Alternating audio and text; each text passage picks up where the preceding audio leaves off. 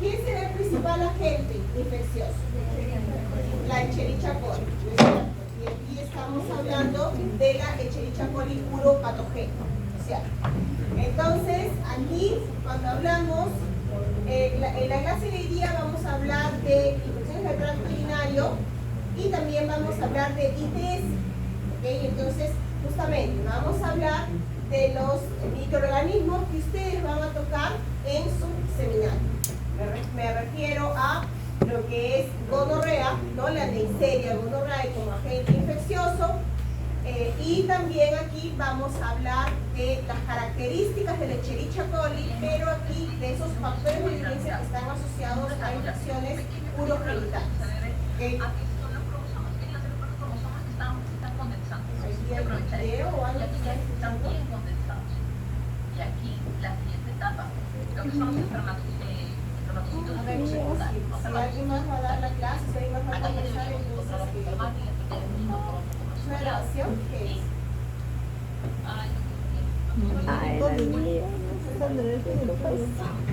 No, estoy entendiendo como que hay una llamada o alguien que está en curso o una grabación que se está soltando.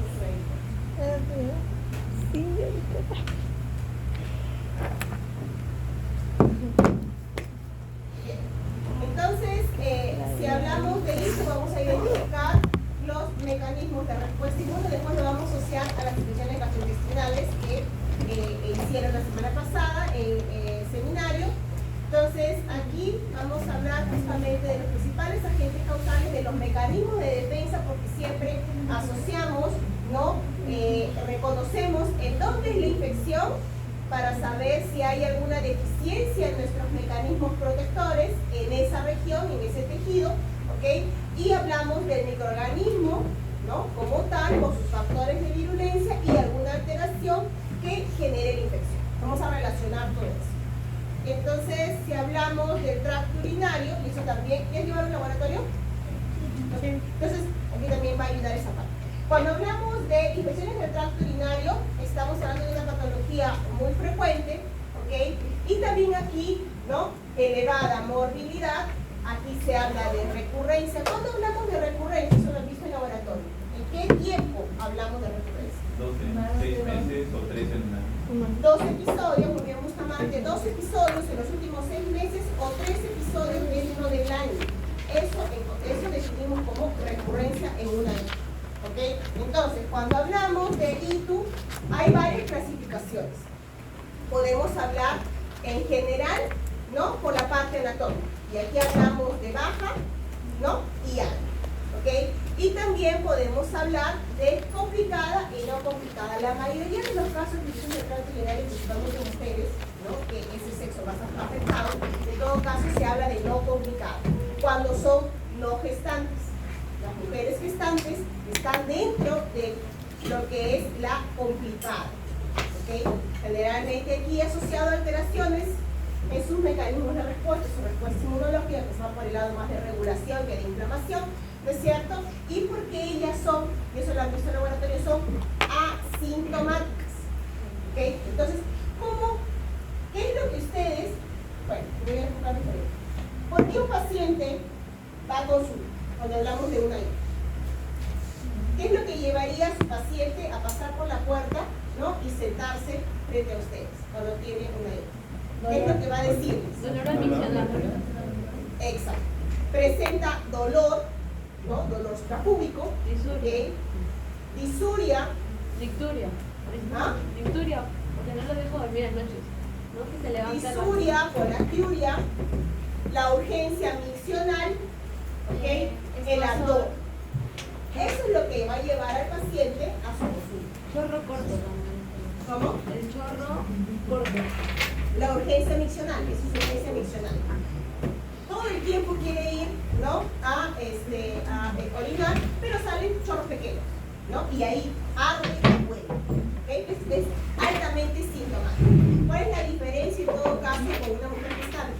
Ella no tiene esos síntomas. Ella puede estar desarrollando con y se le hace un urocultivo, se necesita la muestra de orina por consulta, ¿no? Y eso es importante, por ejemplo, en una consulta de rutina para las mujeres gestantes, porque ellas no presentan síntomas. Entonces, ¿cómo identifican? Justamente porque por rutina se les solicita la muestra de orina para hacer un cultivo y, sorpresa, hay crecimiento de bacterias. ¿Okay? De unidades modelos de colonias, cuando hablamos por orina, es más de 100.000, ¿no es cierto? Eso lo han visto en laboratorio. Ese es el criterio. Entonces, por eso es que ellas pueden desarrollar una ITU complicada. Ahora, entonces, aquí hablamos de la otra clasificación. La prevalencia varía con la edad y sexo. Generalmente son monomicrobianos. ¿Quiénes? Bacillus granulomatosis. A la cabeza, E. coli. ¿Ok? Puro patógeno. Pero hay otras que pueden ser polimicrobianas, más de un microorganismo, y aquí podemos asociar algunos factores, por ejemplo, pacientes con sonda, pacientes con fístula, ¿no? Pacientes con catéter, ¿ok? Hay ciertas características que pueden favorecer una ITU polimicrobiana. Y siempre hay que tomar en cuenta que si hablamos de infecciones en el tracto urinario, la región del tejido, hay una flora a nivel del tracto urinario, en donde a nivel de, está colonizado, a nivel de lo que es el perineo adyacente, por ejemplo, todos aquellos microorganismos, ¿ok? Por eso es que es importante cuando ustedes solicitan la muestra de orina, ¿qué tipo de muestra de orina solicita por consulta? El segundo chorro, ¿no es cierto? Porque eso es importante en la toma de la muestra y indicación de la muestra, porque la mayoría de microorganismos que va a salir forman parte de la flora. Y si no se toma el segundo chorrito, el primer chorrito es para limpieza, ¿no es cierto? Lo que van a obtener es un cultivo falso positivo, porque van a tener solamente flora. ¿Ok? Es importante la indicación de la toma de la muestra. Entonces, ¿quiénes pueden estar? Colinebacterium, lactobacillus, ¿no? Aquí tenemos estafilococos, epidermidis, enterobacterias, ¿no?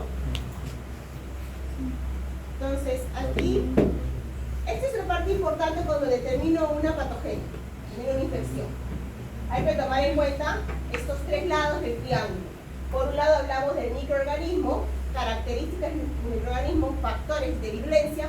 Por otro lado, el microambiente, donde se desarrolla la infección. Y por otro lado, el huésped, es decir, si tiene alguna deficiencia, alguna alteración, alguna comorbilidad previa, ¿no? Entonces, aquí este cuadrito ya lo han visto en laboratorio, ¿no? Rápidamente lo revisamos. Entonces, aquí vemos las clasificaciones, ¿no? Si hablamos anatómicamente, ¿no? Una ITU baja, aquí tenemos una uretritis, cistitis, ¿no? Prostatitis, y una ITU alta, ¿no? Cuadros de infección a nivel de riñón, pielonefritis o abscesos, ¿no? Abscesos intrarrenales o abscesos perinéticos. Entonces, si hablamos de una no complicada, puede ser ambas, tanto una ITU baja como una ITU alta. ¿En quiénes? En la mayoría de las personas, y cuando hablamos de mujeres, las no gestantes, ¿ok? Y aquí, como mencionaron, una ITU baja, ¿no? Cistitis que mencionó Fernández, ¿es atrás? Rodríguez. ¿Cómo se llama? Aquí, atrás. Sí. Domínguez. Como habló con compañera Domínguez, ¿no? Disuria, colaquiuria, urgencia miccional, dolor suprapúbico que mencionaron la gran mayoría, ¿no? Dolor, abdomen. Entonces, y en la ITU alta, ya aquí, por ser una ITU alta y afectar los riñones, ya es un poco, llamarlo de sistémico. ¿Por qué? Porque el paciente presenta fiebre, ¿okay? Presenta dolor en la fosa renal, ¿no? Entonces, y estas pueden ser también esporádicas o recurrentes. Y aquí pasamos a la definición de recurrencia, que ustedes ya saben, los episodios repetidos, ¿no? De 3 ITUs por año o 2 ITUs en los últimos 6 meses. Esto es importante que ustedes lo tengan en cuenta como definición. ¿Ok? Entonces, aquí también tenemos la complicada. La complicada es todos aquellos pacientitos que tienen un factor de riesgo. Cuando hablamos en mujeres gestantes, cuando hablamos en pacientes, por ejemplo, si estamos hablando de ITUs, ¿no? En el tracto urinario, pacientes trasplantados, pacientes con litiasis, que son piedras vesiculares, piedras en el riñón, ¿no? Alguna alteración en su sistema urinario, ¿ok? Pacientes que tienen aquí, ¿no? Insuficiencia renal aguda, pacientes inmunosuprimidos, pacientes con alguna obstrucción con fístulas, con catéter, ¿no? Hay alguna condición, un factor de riesgo en ese paciente que va a favorecer que genere una infección a nivel del tracto urinar. Generalmente en pacientes con sonda, hospitalizados, ¿no? Siempre hay que tener cuidado que no desarrollen en cama en el hospital una ITU, que se les complique, porque aquí no vamos a hablar de una OP, aquí podemos hablar de otros microorganismos. Por ejemplo, si tiene una sonda, si tiene una fístula, ¿no? O si tiene un catéter, ya podemos hablar de una proteus mirabilis, ya no aquellos convencionales que diríamos en consulta ambulatoria. ¿Okay? Se tienen que pensar un poco más allá. Inclusive la cándida que en ambulatorio se ve hasta un 1% cuando hablamos de un paciente hospitalizado con tratamiento con antibióticos. Recuerden que su microbiota baja, entonces puede favorecer infecciones por hongo. ¿Y de quién hablamos aquí? De la cándida. ¿Okay? Entonces, y tenemos una ITU asociada a catéter, que en este caso, ¿no? Vemos que se define, recuerden que si es por catéter, se define como más de 10 a la 3, ¿no? Unidades formadoras de color. Es un criterio importante que va a definir el diagnóstico, el laboratorio que ustedes lo han visto, el laboratorio que es hoy día en la mañana, ¿no es cierto? Me parece. ¿Okay? Entonces les han mostrado el laboratorio en un cuadrito en donde indica la cantidad de microorganismos que define como positivo o negativo dependiendo del origen de la muestra de orina. Si es una muestra de orina de chorro medio, como positivo es más de 100.000.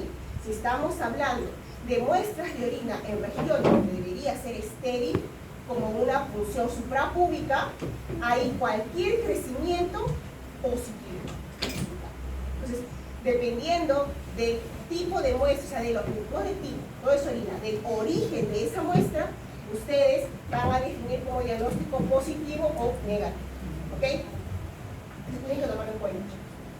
Entonces, obviamente, si tenemos una ITU, ¿no? Baja, que lamentablemente no es tratada, hablamos de bacterias como la E. coli uropatogénica que tiene fimbrias. Y estas fimbrias favorecen el mecanismo ascendente de infección por los uréteres y puede llegar a infectar al riñoncito. Una vez que infecta el riñón, pielonefritis y lamentablemente puede pasar por alguna ruptura en vasos sanguíneos al torrente sanguíneo y generar ¿qué? Urosepsis. ¿Ok? Entonces, ya en laboratorio ustedes tienen clase con el doctor Segovia, con la profesora Yesenia y con el profesor Elfa, ¿no es cierto? Disculpen que siempre tengo que estar preguntando porque son varios grupos que se me va. Entonces, aquí, cuando hablamos de una infección a nivel de riñón, cuando hicieron su clase de infecciones nosocomiales, les deben haber comentado que uno de los órganos que determina, lamentablemente, un mal pronóstico en el paciente es alteración a nivel de riñón. ¿Okay? Entonces, tiene que ser tratado inmediatamente porque el paciente comienza a presentar fallas a nivel de riñón inicialmente, pero también puede comenzar a acumular líquido en pulmones y en otros órganos. Y con esto termina generando falla neuronal, lamentablemente. ¿Okay? Entonces, hablamos de una urosepsis, disfunción orgánica que causa riesgo vital, ¿no? ¿Debido a qué? Debido a una ¿okay?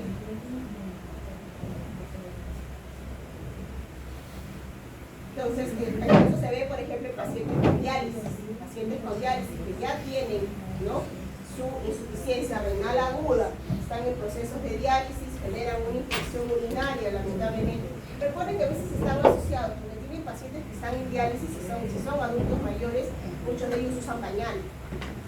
¿Okay? Entonces, algún tipo de infección por contaminación generan una ITU y aquí tenemos una infección a nivel renal, ya tienen una alteración a nivel de su riñoncito y aquí sus signos vitales se desestabilizan. ¿Okay? Entonces es un factor bastante grande de riesgo.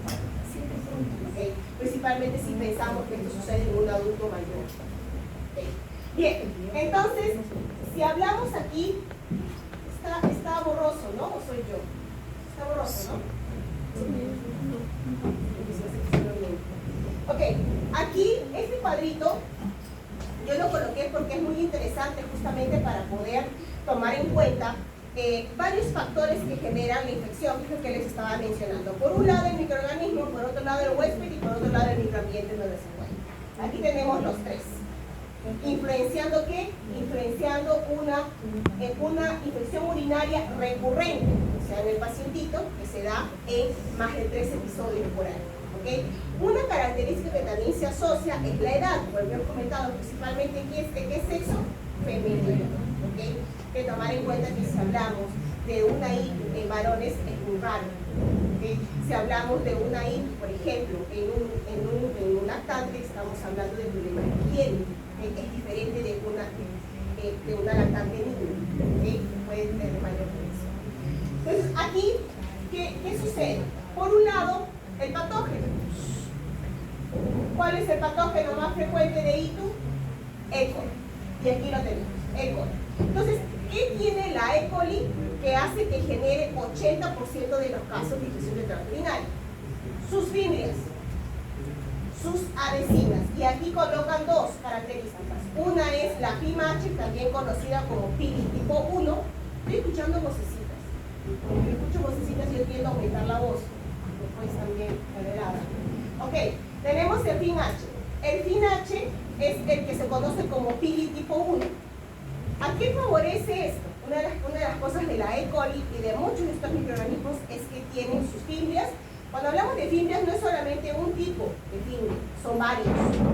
Esta de aquí, por ejemplo, la pili de tipo 1, le ayuda a adherirse a lo que es el urotelio. Tiene afinidad por los receptores tipo manano que las uroteriales. Por eso es que le adherece el urotelio. Y de ahí no hay nadie que lo saque. ¿Okay? Ni siquiera la orina, por la fuerza de la micción. ¿Okay? El otro, el PAP. El PAP es también conocido como PILI-P, que significa P de pielonefritis. Entonces, ¿dónde se va a adherir? Al riñón. Entonces tenemos ya aquí dos ejemplos de pilis. Urotelio, cistitis, ¿no? Aquí uretritis y aquí riñón, pielonefritis. Tiene afinidad por receptores en esos dos tejidos. ¿Okay? Esos son sus factores de virulencia. Después, otra característica que tienen, que está asociado justamente a la recurrencia de infecciones por la UTP. Sucede que tiene la capacidad, aquí dice, de formar reservorios. Esta bacteria, una vez que infecta el urotelio, es capaz de generar la pérdida del epitelio. Se desprende el epitelio cargado con la bacteria adentro, también es una manera de contacto. ¿Okay? Pero ¿qué es lo que sucede? Una vez que se van desprendiendo las capas más superficiales, la bacteria va entrando a las partes más profundas del tejido. Y dentro de estas partes ingresa a lo que es la célula, ¿okay? Y altera la actina, ¿no? Estos parte del citoesqueleto de nuestras células y se forma como un reservorio y se queda en estado quiescente. ¿Cuánto tiempo? Meses. Entonces, cuando el epitelio se va regenerando, esta bacteria que estaba formando un bulbo, ¿no? ¿Okay? Como una vesícula rodeada de actina, esta bacteria que estaba en las partes más profundas va a pasar a las partes más superficiales, se va a activar, va a volver a proliferar. ¿Y qué es lo que ve en el paciente de nuevo? Infección de nuevo. ¿Dentro de qué periodo? Dentro de 6 meses o dentro de 3 meses. Y por eso tenemos recurrencia. Entonces, hay una recurrencia no por una nueva infección, ¿ok? Sino por la reactivación de la bacteria que se quedó durmiendo en las partes más internas de su propio epitelio. ¿Okay? Eso es lo que se ha visto. ¿Por qué? Porque se ha encontrado material genético exactamente igual en lo que es la bacteria, queriendo decir que es ella misma que estaba durmiendo, entre comillas. ¿Okay? Es una parte muy interesante y un factor de virulencia muy importante. ¿Okay? Entonces, aquí tenemos esto hablando de la E. coli. ¿Qué más? Vemos aquí el huésped.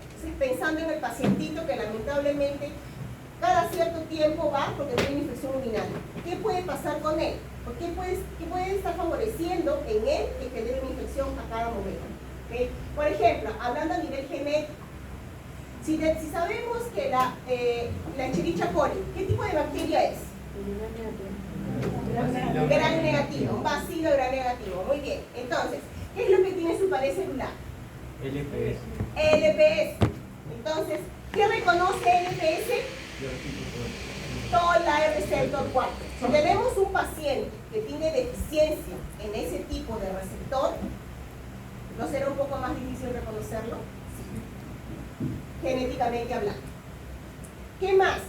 Importante, por ejemplo, este proceso inflamatorio, que va a llamar a todos los amigos para, ¿no?, activar y proteger y eliminar. ¿Qué sucede si yo tengo un paciente que genéticamente tiene una deficiencia para el receptor de quimiosina de tipo 1? Está relacionado a la captación de la interleucina 8, situación inflamatoria. ¿Qué sucede si yo tengo un paciente que tiene TNF, el receptor para TNF deficiente? Entonces tenemos dos situaciones inflamatorias importantes que están disminuidas. ¿Okay? Después, aquí también hay otro componente, uromodulina, PHP. Profesora, ¿qué es eso? Eso no es nada menos que la proteína de Tamm-Horsford, que normalmente en la orina se presenta de forma suelta. ¿Y qué es lo que hace esta proteína? Esta proteína tiene una gran afinidad por los receptores tipo manosa que tenemos en el proteína. Entonces, si a la E. coli le encanta unir sus fibrias a ese receptor, esta proteína que tenemos normalmente en cierta cantidad en la orina no competirá con los receptores. Claro que sí. Si tenemos un paciente que tiene deficiencia, entonces los sitios de unión están libres. Bien, vale, ¿okay? Entonces hay que tomar en cuenta aquí qué es lo que puede estar en deficiencia. ¿Okay? ¿Qué más vemos acá? Hablando de huésped, ¿no? Cuando tiene deficiencia, por ejemplo, en la producción de moco, ¿okay?, o alguna susceptibilidad a nivel de su epitelio. Entonces, es más susceptible, si hablamos de primera línea de defensa, el epitelio intacto, de que pueda ser invadido. ¿Qué más podemos ver aquí? Miren, todo sacando qué es lo que puede expresar deficiente el paciente. ¿Okay? ¿Qué más? Si hablamos de una ITU, ¿cuál es uno de los principales mecanismos de defensa? ¿Qué es lo que limpia la orina? ¿Okay? La frecuencia y la cantidad de la orina que eliminamos, ¿no?, diariamente es un mecanismo importante de limpieza. Toda esa microbiota va siendo eliminada periódicamente con la orina. ¿Okay? Entonces, si tenemos pacientes que tienen problemas en la frecuencia de la nutrición, ¿no habrá un factor de riesgo para que genere una ITU? Claro que sí. Y esto lo hay. Es una deficiencia en comportamiento, algo neurológico, ¿okay?, de comportamiento. Entonces, generalmente hay varios grados, desde grado 1 hasta el grado 5. ¿Okay? Y esto es diagnosticado en niños, ¿okay?, cuando tienen problemas en lo que es la visión. Entonces, generalmente en los grados más severos, grado 5 más o menos, ya tienen una cierta propensión para poder generar una infección. Entonces, otra característica en el huésped, ¿no? La orina, ¿en qué sentido va? ¿Descendente o ascendente? Descendente, elimina, ¿no es cierto? Es unidireccional, lo que normalmente sucede. Pero, ¿qué favorece eso a nivel anatómico nuestro? La eficacia en nuestras válvulas vesículo-ureterales, encerrarse e impedir que la orina ascienda. Pero hay personas que tienen alteración anatómica en grados altos a nivel de esas válvulas. Entonces, la orina, en lugar de descender, a veces también asciende. ¿Y va a dónde? Al riñón. Y aquí genera contaminación y riesgo de infección. Entonces, aquí lo que yo quiero es, viendo este cuadrito, van asociando para que puedan entender el proceso en lugar de memorizar. ¿Ok? Tiene todo el sentido del mundo, ¿no es cierto? Yo sé lo que tenemos y cuando haya una deficiencia, cómo la asocio a una infección.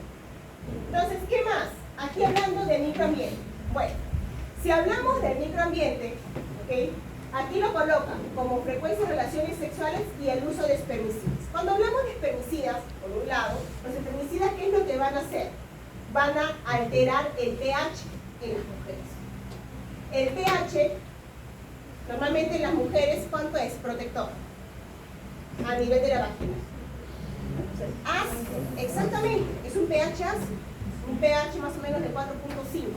Si este pH es alterado, entonces se favorece el crecimiento de microorganismos, por un lado.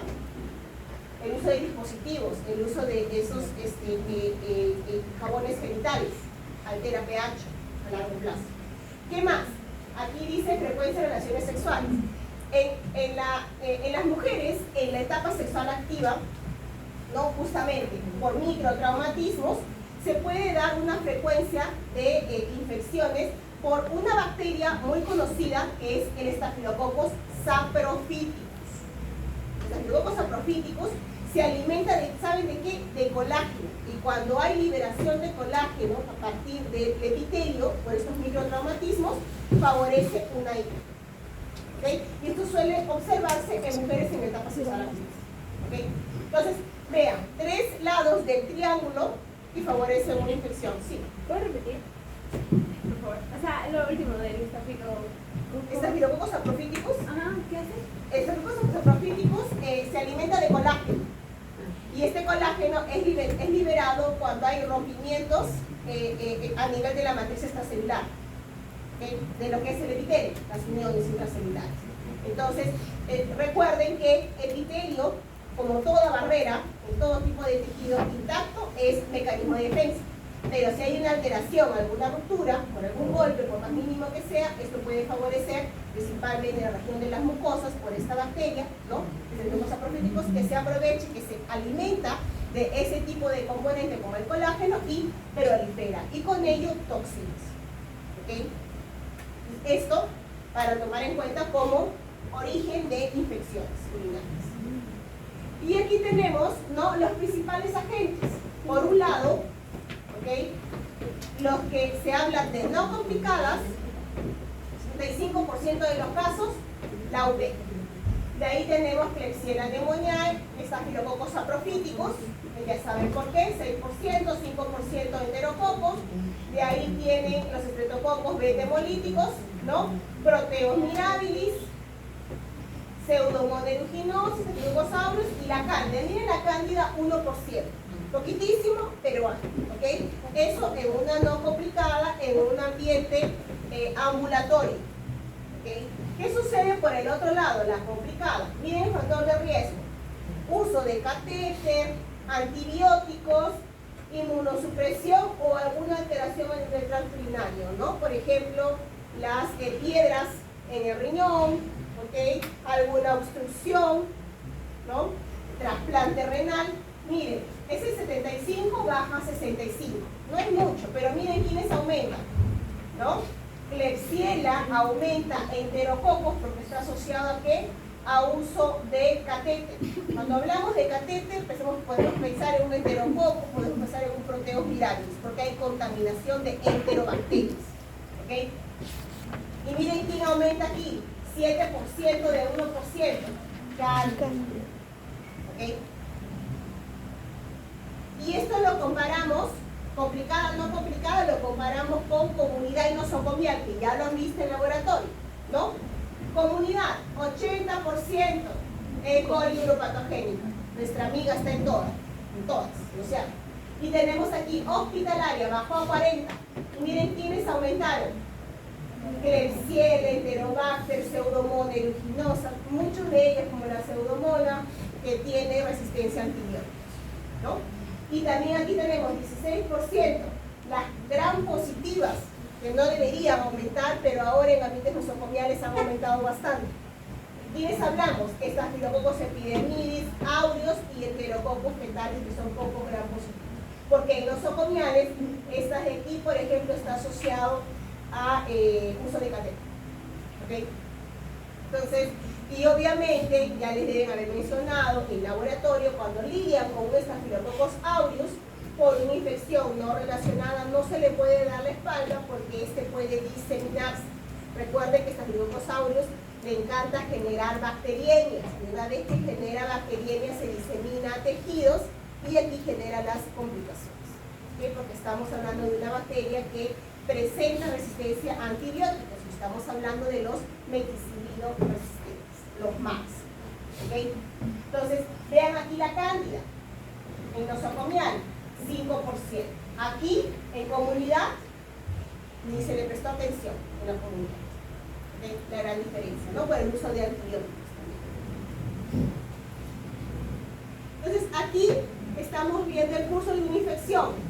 Por un lado, una infección en donde el microorganismo, generalmente por contaminación, ¿no? Por una bacteria que provenga de las heces, ¿no? Por contaminación ingresa por la uretra, se adhiere al urotelio y aquí prolifera, puede formar biofilms, y aquí ya comienza a ser desastroso porque se esconde de las células del sistema inmune como los neutrófilos, es la vejiga, asciende, ¿no?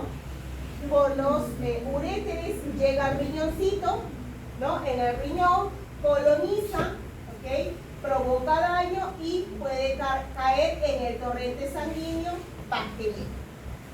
Si hablamos de pacientes que tienen catéter, el catéter favorece por la misma,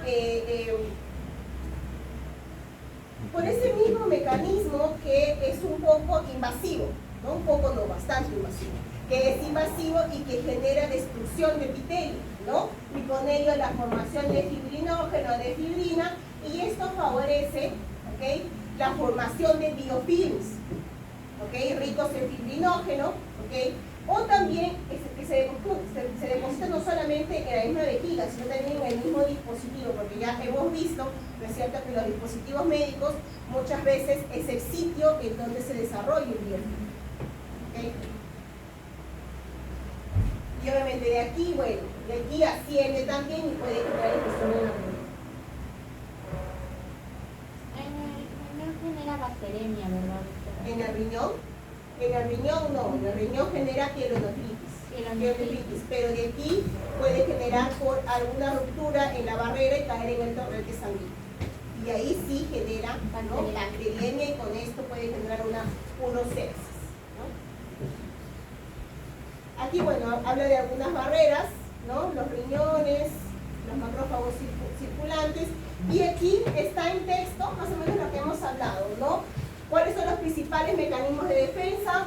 Orina, vaciamiento periódico, lavado por arrastre, ¿no es cierto? Todos aquellos microorganismos que no tienen mucha afinidad a los receptores son eliminados normalmente con la frecuencia de la orina, con la cantidad y la fuerza. Pero aquellos que tienen afinidad, como el caso de la E. coli patogénica, suelen resistirse porque se adhieren, ¿ok? Entonces, aquí mencionamos lo de la válvula vesicular, que previene el reflujo, ¿no?, hacia las partes ascendentes, y cuando hay alteraciones, bueno, se favorece, ¿no? Y esto es diagnosticado en la infancia, como les comenté. Aquí está la proteína de Lamb-Horsman, que le encantan estos residuos, ¿no?, la filis manosa sensible. Por eso compiten directamente con la OTEC, por ejemplo, por los mismos receptores. ¿Y saben con quién también compite y que está defensa? Con los lactobacilos. Entonces, esos lactobacilos que se encuentran formando de la microbiota también tienen una alta afinidad a estos componentes de la manosa, ¿no? Entonces, también compitiendo con bacterias como la E. coli. Por eso es que, y obviamente, generando la producción de ácido láctico, ¿no? Cuando forman sus biofilms, los lactobacilos producen ácido láctico, y con esto consideran en el momento, ¿no?, la disminución del pH ácido, principalmente en las mujeres protectoras. ¿Okay? Por eso que cuando hay disminución de lactobacilos, pH aumenta y tenemos, por ejemplo, una vaginosis bacteriana en las mujeres. ¿Okay? Por alteración de pH nada más. Bien, y aquí tenemos lo que les comenté de Staphylococcus atrophiticus, ¿no? Otro mecanismo protector que tenemos a nivel del tracto urinario es, considerando la acidez, el pH ácido y la urea. La urea, importante como mecanismo protector. ¿Okay? Por eso es que esto de aquí, muchas bacterias tienen una enzima que se conoce con el nombre de ureasa. Y esta ureasa, ¿qué es lo que hace? Convierte la urea en amonio, cristales de amonio, y aumenta pH. Al aumentar pH, ese pH que normalmente inhibe el crecimiento bacteriano porque destruye pared de bacterias, ya no es protector, está aumentado. ¿Okay? Y aquí tenemos, bueno, lo del pH, ¿no?, ácido de la vagina, que se altera con algunos componentes. Esto lo pueden revisar.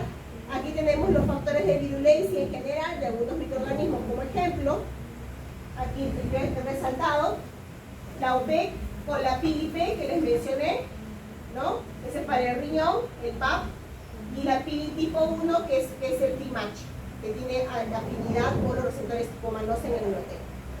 Pero no es el único. ¿Qué es lo que más tiene la UP? Tiene toxinas. Estamos hablando de una bacteria gram negativa que produce exotoxinas en este caso. ¿Qué toxinas? Hemolicinas, que destruyen epitelio, y aquí son los factores de crecimiento necrótico. ¿Okay? Y tiene otro, su cápsula de antígenos, tiene componentes que le ayudan a captar hierro, y cuando captan hierro, destruyen epitelio. Para el hierro, para las bacterias como la UP, como la Proteus, Klebsiella, es su nutriente, su alimento. Y en la búsqueda de ese hierro, destruyen epitelio. Entonces, aquí tenemos isoflagelo, ¿no? Tenemos otros como el Proteo mirabilis, por ejemplo, que también tienen otros tipos de pili que le ayuda a generar biofilms. ¿Okay? Aquí tenemos sus hemolicinas, dos tipos de hemolicinas, y aquí su otra toxina, que es lo que hace, destruye epitelio, promoviendo aglutinación en las células y forma huecos para ella poder entrar y buscar el hierro. ¿Okay? Su flagelo y el Proteus, por ejemplo, es el que tiene ureasa, que les comenté, que altera la urea, ¿no? Y con esto aumenta el pH. Tenemos otros aquí, los aprofíticos, pseudomonas, el enterococcus, que tiene este pilis también asociado a la presencia de biofilms. ¿Okay? Entonces, estos son algunos ejemplos. Aquí en general, los factores de virulencia de las bacterias, cápsula, ¿no? Hemolicinas, ureasas, su capacidad de lesión del urotelio, ¿okay? Y en el huésped, que sería por ejemplo cálculos renales, ¿no?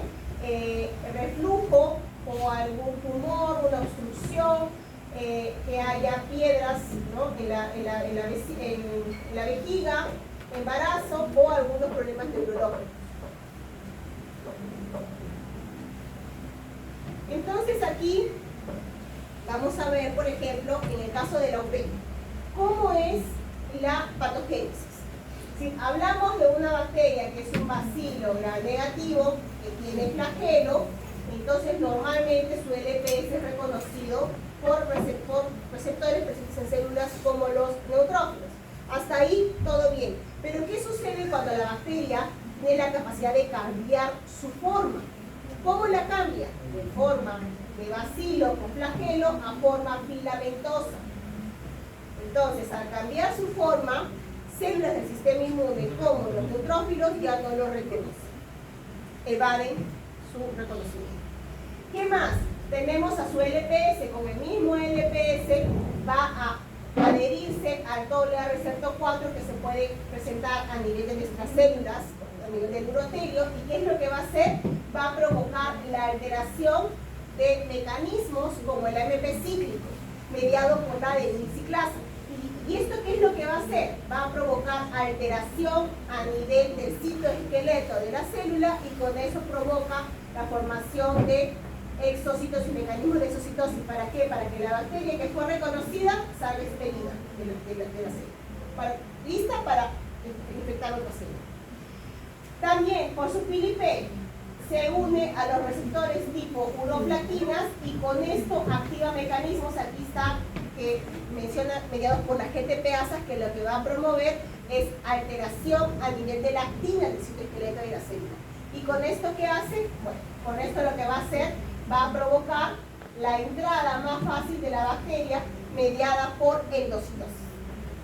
La bacteria ingresa, ¿ok? Recuerden que cuando una bacteria está libre, puede ser reconocida, eliminada por células del sistema inmune, como los neutrófilos, los macrófagos, pero si la bacteria está escondida aquí, nada va a hacer que reconozca.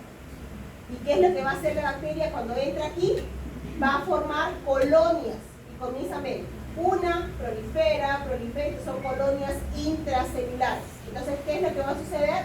Una vez que la bacteria continúa proliferando, provoca estos mecanismos que son la exfoliación, y provoca alteración en el epitelio, la exfoliación, la pérdida del epitelio cargado con la bacteria, y que ayuda a lo que es la diseminación de la infección. Y la bacteria, una vez que ya aumenta la cantidad, ¿no?, dentro del epitelio, ella puede salir libre, continúa invadiendo, y aquí vean, esto es lo que les mencioné de los reservorios.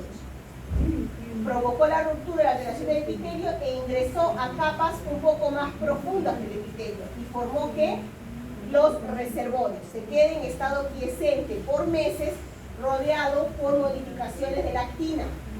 Y aquí, después de algunos meses, cuando este epitelio es regenerado, la bacteria de nuevo comienza a proliferar.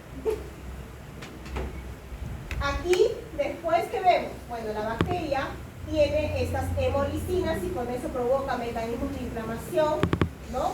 La exfoliación y la entrada de la bacteria al tejido. Y con esto la captura de los componentes con los cuales se alimentan como esencial. Eso es en una ITU baja, ¿no? ¿Y qué pasa cuando la bacteria va a pasar al riñón? Aquí abajo.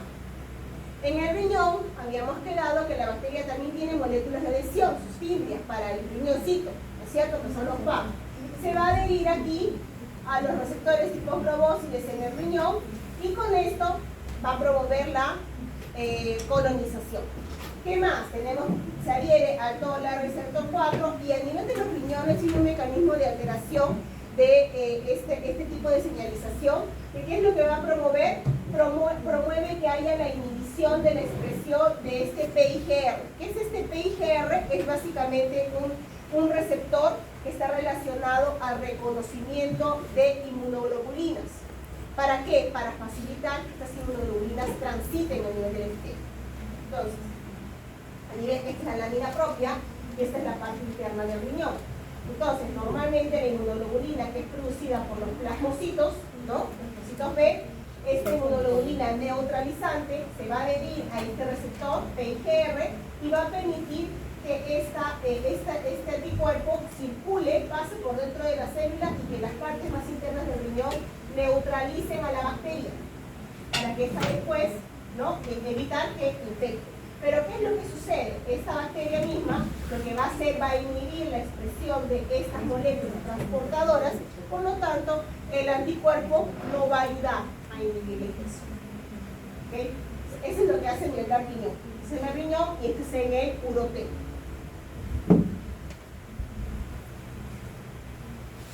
Y aquí tenemos una ITU asociada a catéter. Entonces tenemos este dispositivo médico que ha sido inserido en el pacientito, ¿ok? Porque tiene problemas para orinar, un paciente prostático, un paciente que está hospitalizado. Entonces, en este caso, este catéter, ¿no? Lo que va a hacer, esto puede suceder también como una sonda, ¿no? Lo que va a suceder en estos casos es que bacterias como el Proteus mirabilis, ¿no? Que producen esta ureasa, alteren la urea y la transformen en CO2 y amonio. Y con esto tenemos el incremento del pH y la formación de cristales que se depositan en el mismo catéter, y esto hablamos de biofilms. Biofilms es reconocido por células como el neutrófilo, los macrófagos. No, es difícil que sean reconocidos. Entonces permite que la bacteria, vean aquí, se acumule y prolifere. ¿Okay? Entonces, aquí también tenemos otros componentes del Proteus mirabilis, sus adhesinas. El Proteus mirabilis también cambia de forma, así como la E. coli. Entonces, de forma flagelada termina presentando forma filamentosa y también dificulta su reconocimiento. Tenemos aquí que por sus filis del Proteus se adhiere al urotelio, coloniza, tiene hemolicinas, por los cuales provoca destrucción en las células uroteliales y con este proceso inflamatorio. Daño del tejido, exfoliación, tiene componentes como las Yersinia bacti, estos componentes que le ayudan a captar hierro. Y con esto destruye más el epitelio, provoca polimerización de la actina, provoca daño, alteración en lo que es la ósmosis de las células del epitelio, y con todo esto inflamación y destrucción. ¿Okay? Eso hace Proteus.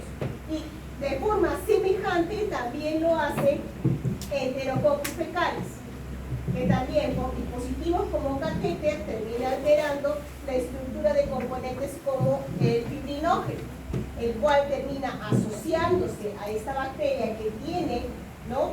Bilis que se adhieren a fibrinógeno y terminan formando biofilms con ese fibrinógeno. Se acumula en el mismo catéter o la superficie del tejido, ¿ok? Y con esto dificulta que los neutrófilos, por ejemplo, los reconozcan. Y ellas van proliferando, ¿ok? Ahora, en el caso del Enterococcus fetalis, también tiene componentes enzimáticos como proteasas, que lo que va a hacer va a alterar, ¿no? Justamente el mismo fibrinógeno, destruirlo para que le sirva como alimento a ellos. Aquí tenemos como ejemplo en este cuadrito lo que es la patogenia de las ITO en general, ¿no? Todo lo que hemos hablado hasta aquí en un resumen, ¿okay? En donde hablamos que hay factores que predisponen, pacientes inmunocomprometidos, diabéticos, adultos mayores, en el caso de las mujeres por la misma alteración, no es alteración, por el mismo tamaño de la uretra que es corta, ¿ok? Si hay alguna alteración, aquí sí a nivel de la vejiga, obstrucción, problemas de reflujo, todo eso hemos conversado como un factor que predispone, ¿no? Entonces tenemos aquí que se puede generar una ITU baja y esta puede terminar ascendiendo, ¿ok? Y generar después lo que hablamos de una pielonefritis. Hay varias pruebas de laboratorio, eso lo han visto en su clase en la mañana, ¿no? Tenemos que, en todo caso, son altamente sintomáticos cuando hablamos de una ITU baja, ¿no? Disuria, ¿ok? Aquí con esta urgencia miccional, ¿ok? La frecuencia, y cuando hablamos de pruebas de laboratorio, desde pruebas presuntivas, por ejemplo, la prueba de nitratos, ¿no? De nitritos, disculpen, que son aquellas bacterias que transforman el nitrato en nitrito, y esto por una tira reactiva se ve cambio de color. ¿Okay? En 3 minutos ya tienen un diagnóstico presuntivo indicador, si fuera el caso que hablamos de una bacteria que produce nitritos, porque no todas las bacterias que generan nitritos producen nitritos, eso lo han visto en el laboratorio, ¿no? Entonces aquí tenemos, ¿no? También el aumento de los leucocitos que se ven, ¿no? En el conteo, más de 10, ¿no? Esta prueba se llama, ¿ah? Esta es de los leucocitos, esta es la piuria, que se me había ido, la piuria. Cuando hablamos de piuria es el conteo de leucocitos, ¿no? En la misma orina, o sedimentación. Entonces, aquí, ¿qué es lo que se ve? Más de 10 leucocitos por campo, piuria. Diagnóstico presuntivo inicial, ¿no? Positivo. Y tenemos por cultivo, ¿no? Aquí, si es una muestra de orina de chorro medio, más de 100.000 unidades molas de colonia, por cultivo positivo, la prueba de nitritos. Y cuando hablamos de nitritos, y generalmente también va de la mano de las esterasas, que son las enzimas que son producidas por esos leucocitos, que se encuentran positivos en la prueba de la ¿okay? Todo esto, chicos, ustedes lo han visto en la mañana. ¿Okay? Solamente estoy recordando y asociando al diagnóstico a lo que estamos viendo de la patogenia.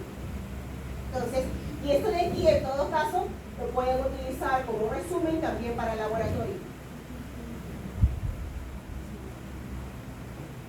Bueno, esto de aquí, a mí me gusta enseñarlo, es bastante detalle, ¿ok? Pero bueno, aquí lo que vemos es toda la infección, ¿no? Desde la parte de la contaminación hasta cuando genera una bacteriemia y cuando este lleva una urosepsis, que todo estaba hablando, ¿ok?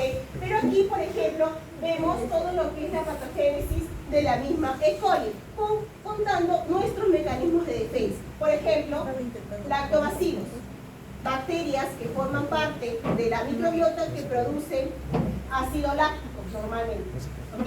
Y con este ácido láctico es el pH protector. ¿Okay? Y también, aquí menciono todo, chicos, eso aquí en detalle, ¿no? Después lo van a leer, eso es importante, lo puedo preguntar en el examen, ¿okay? Que básicamente está compitiendo por los sitios de unión de manosa. ¿Con quién? Con la OP, ¿no? Entonces cuando disminuye lactobacilos, y se ve por aquí, los lactobacilos están aquí. Esta de aquí es la OP, ¿no? Son los mismos receptores, ven aquí a lactobacilos en el receptor, y cuando no está, ¿quién se une? La OP. ¿Okay? Entonces, ¿quién será este rojito? Este rojito son los componentes que se conocen como la pantocianina. La pantocianina o la PAC es producida por estos frutos que son el cranberry, son los arándanos rojos. Producen estos componentes que son muy semejantes a péptidos antimicrobianos. ¿Y qué es lo que van a hacer? Van a adherirse a la UP, impidiendo que se una al receptor y por lo tanto colonice. ¿Okay? Después también aquí vemos la vitamina D. La vitamina D termina incentivando la producción de las células del urotelio de las catelicidinas, que son péptidos antimicrobianos. Todo esto ya lo hemos visto en clases generales. ¿Okay? Y aquí tenemos a la UP colonizando, formando las colonias intracelulares, la exfoliación, miren cómo destruye epitelio, ¿okay? Aquí formando el reservorio quiescente en las partes más profundas, y aquí cuando sale, por ejemplo, como filamento, y con ello los neutrófilos no los pueden reconocer. ¿Okay? Y aquí tenemos otro tipo de ácido, que es ácido elágico, el ácido elágico producido por el ácido elágico. Básicamente este de aquí lo que va a hacer, va a inhibir la replicación del DNA de la UP y también actúa destruyendo biofilms. ¿En dónde se encuentra? Se puede encontrar a nivel de componentes como los mismos cranberries.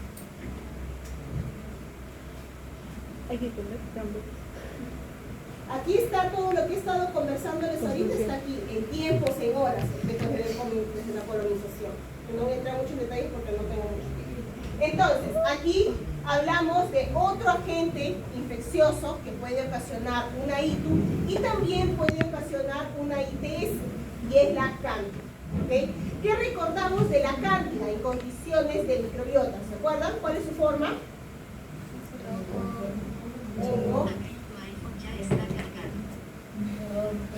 En forma de levadura. ¿Ok? Entonces, cuando se altera en qué condiciones la cándida? Cuando aumenta pH y cuando aumenta hormonas, como los estrógenos en las mujeres.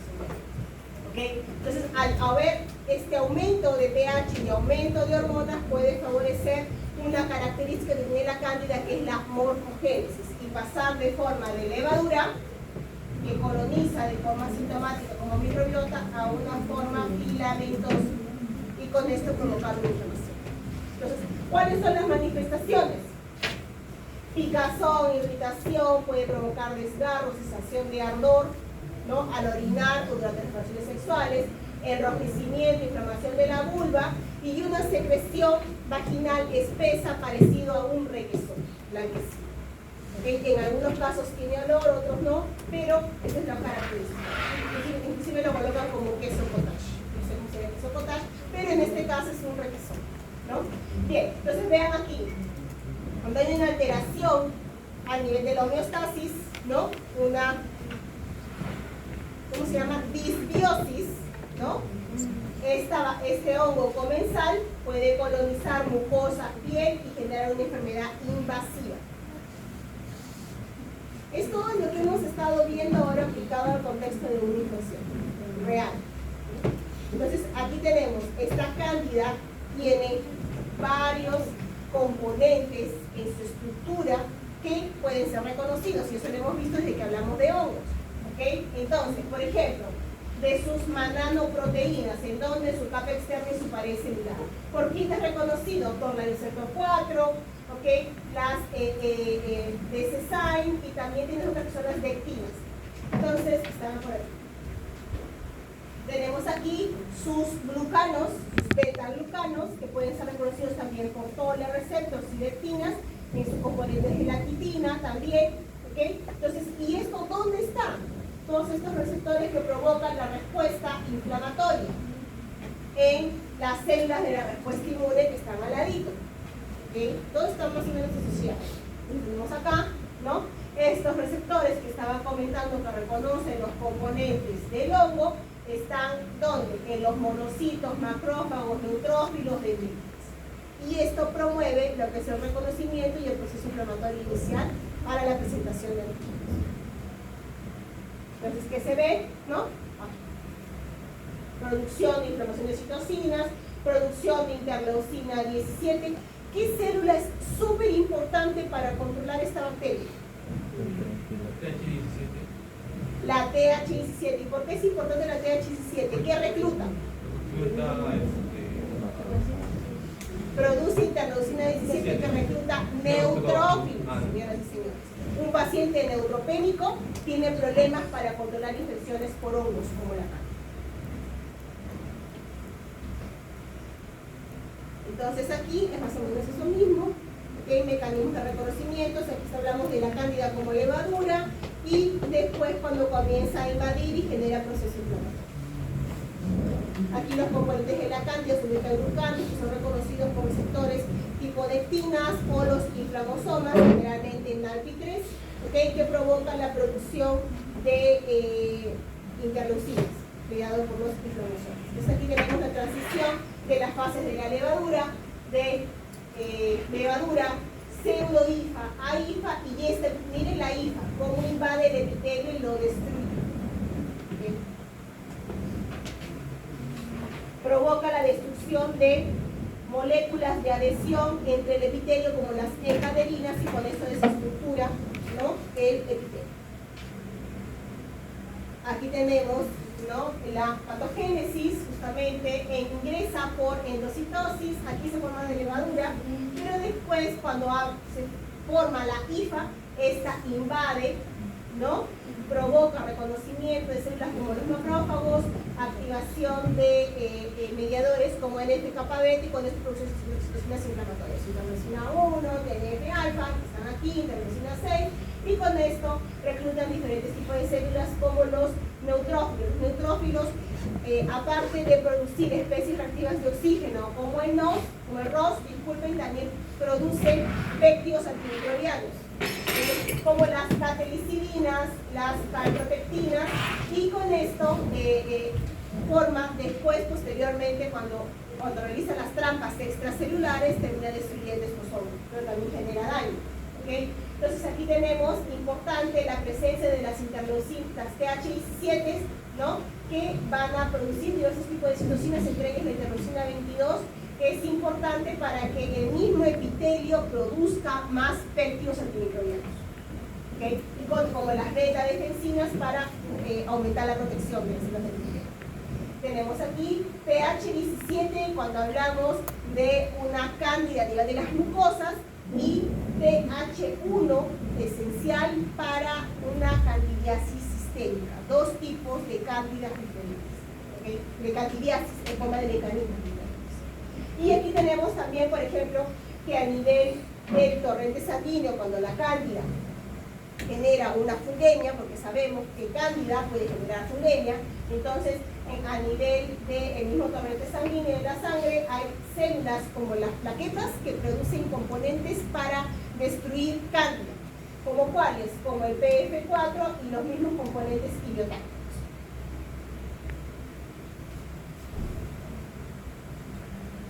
Y aquí tenemos una de las diferencias en una candidiasis invasiva, no sistémica, importante, TH1, productora de interferón gamma, ¿okay?, y en una candidiasis de la mucosa, la TH17. ¿Por qué lo menciono? Porque hay pacientitos que terminan presentando ciertas alteraciones genéticas o inmunodeficiencias y por ello tienen susceptibilidad a desarrollar candidiasis, generalmente las candidiasis vulvovaginales, ¿okay?, recurrentes. En este caso porque tienen, por ejemplo, estos pacientitos que tienen síndrome de hiperinmunoglobulina E, son pacientes que tienen alteración en la producción de células T. ¿Okay? Entonces, aquí, ¿no?, el problema es que no aumenta producción de células T con perfil TH1. Tenemos otros con neutropenia, que les mencioné, pacientes con neutropenia tienen problemas y tienen una candidiasis invasiva, ¿no? Y aquí tenemos, por ejemplo, algunos genes que están asociados por mutaciones, interleucina 4, CAR, NaLP3, dectinas, interleucinas 17 y que favorecen que se generen enfermedades asociadas a cándida, candidiasis vulvovaginal, candidiasis de las mucosas, ¿okay?, o algunas dermatitis portal. Aquí son los diferentes tipos de deficiencias, ¿no? Aquí en el caso de hiperinmunoglobulina E, las dectinas y la interleucina 12, que es importante para que se genere TH1.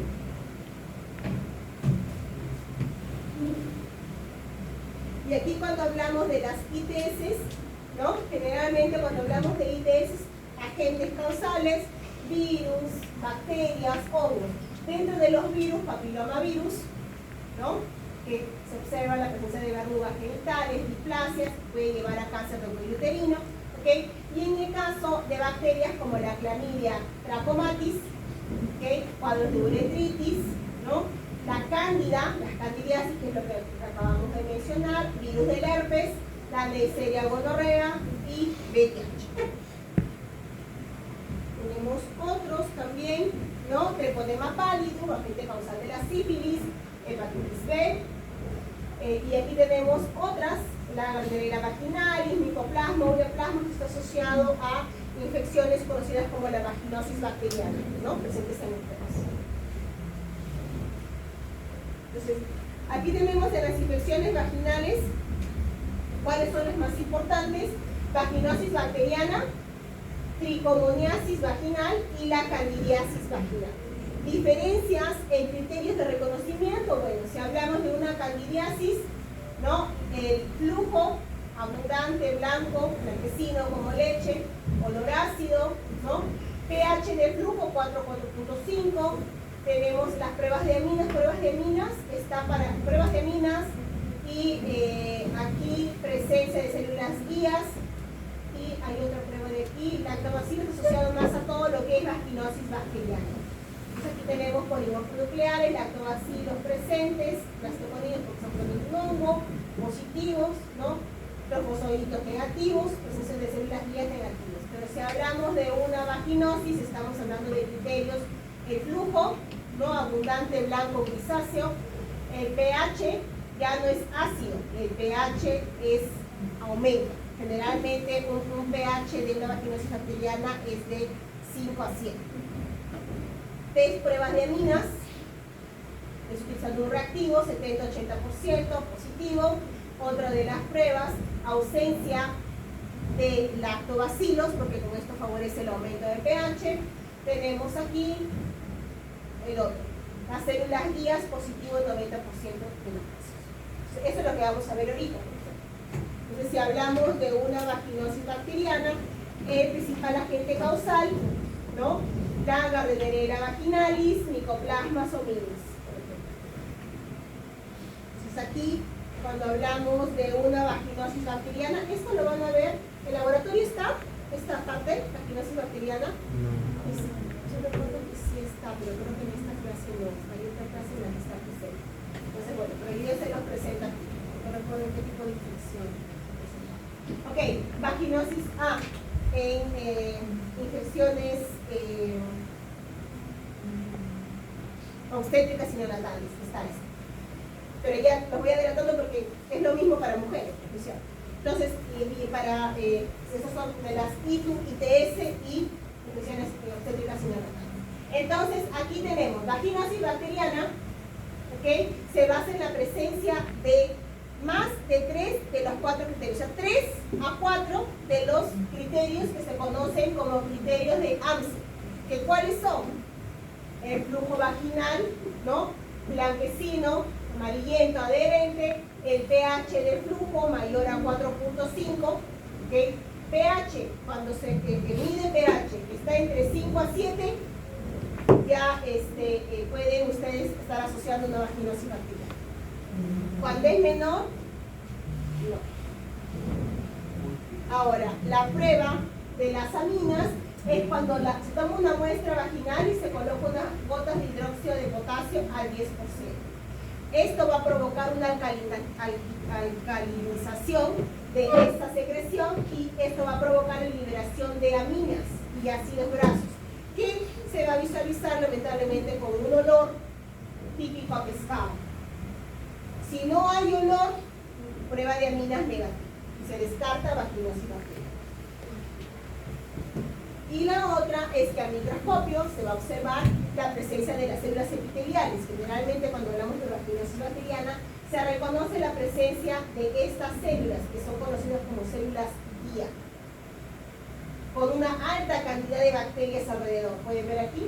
Es eso. Y hay alteración del epitelio. Normalmente el epitelio tiene una célula vaginal de una forma, pero aquí está como una forma como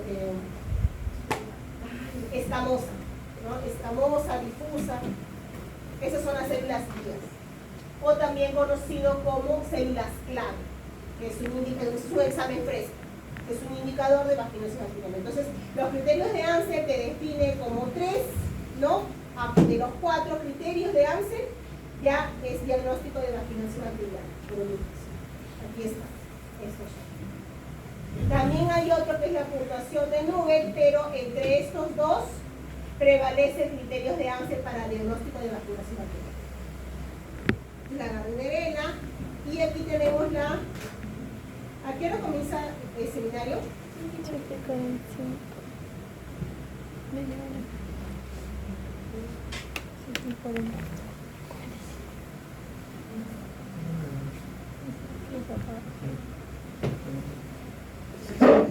Ok, esta es la Neisseria. La Neisseria gonorrhoeae para los seminarios, ¿okay? Estamos hablando de una bacteria, un diplococo gram negativo, que básicamente va a presentar varios tipos de patologías. Estamos hablando de epididimitis, proctitis, cervicitis, enfermedad pélvica inflamatoria, aquí conjuntivitis gonocócica neonatal, cuando la madre no ha sido diagnosticada y por parto natural termina contaminando a su niño, y con esto puede llevar a lo que conocemos como una ceguera neonatal. ¿Okay? Entonces tiene varios factores de virulencia. Su pilis, que tiene una alta variabilidad antigénica, sus proteínas POR, que forman los poros, que le permiten justamente, es una destrucción del epitelio, sus proteínas OPA, que le permiten adherirse al epitelio, sus lipo o oligosacáridos. Esta bacteria no tiene LPS, ojo, tiene LOS. Eso es importante porque lo que normalmente reconocen los TOLA receptors es LPS. Con LOS dificulta reconocimiento. Entonces, aquí tenemos las proteínas RMP que tienen acción sobre lo que es el suero. Las proteasas, esto es importante, la proteasa para inmunoglobulina A, porque si estamos hablando de una bacteria que coloniza mucosa, entonces, ¿qué inmunoglobulina es importante? IgA. Y ella tiene enzimas que destruyen esta inmunoglobulina. ¿Okay? Y su cápsula de polisacárido que inhibe fagocitosis. Entonces, su peptidoglucano por parte de sus componentes. Entonces, tenemos aquí esta bacteria, esta la han visto en laboratorio, sus pruebas bioquímicas, ¿no? Laboratorio, diagnóstico, y aquí tenemos cómo sería reconocido. ¿Okay? Reconocido, fagocitado, ¿ok? Ahora, una de las características es que dentro del neutrófilo, en algunos casos, el neutrófilo, aquí la bacteria está viva dentro del neutrófilo, y en otros casos sí consigue destruir. En los casos en donde la bacteria está viva dentro del neutrófilo, al vivir dentro del neutrófilo, lo que va a hacer que el neutrófilo pueda llevarlo como un caballito de Troya y diseminarlo a otros tejidos. ¿Okay? Entonces, son las moléculas que permiten su reconocimiento. La cápsula de polisacárido inhibe complemento. Sus cambios de antígeno, vean, diferentes tipos de antígenos en su superficie lamentablemente dificulta el reconocimiento por anticuerpos. Eso quiere decir que dificulta lo que es la respuesta de memoria mediada por T y B, ¿no? Pero hay varias moléculas que favorecen su reconocimiento. Por un lado, los receptores tipo CACAN que reconocen los componentes de la OPA, ¿no? Son receptores tipo porina, receptores de complemento tipo 3, que son aquí las moléculas que vienen adheriéndose del complemento, y algunos anticuerpos que consiguen oxolizar. Entonces, lo que hace generalmente esta bacteria promueve inflamación. Le encanta promover inflamación porque con esto promueve el reclutamiento de más neutrófilos. Pero ella vive dentro de los neutrófilos y con esto favorece su diseminación. ¿Ok? Ahora, justamente sabemos que uno de los mecanismos de los neutrófilos es formar las trampas extracelulares, y con ello, ¿no? Esa netosis termina eliminando algunas bacterias y también promoviendo destrucción del epitelio. Eso le conviene a la bacteria. Cuanto más destrucción hay en el epitelio, la bacteria se favorece porque continúa proliferando. ¿Okay? Entonces, aquí tenemos, ¿no? ¿Cuál es el mecanismo?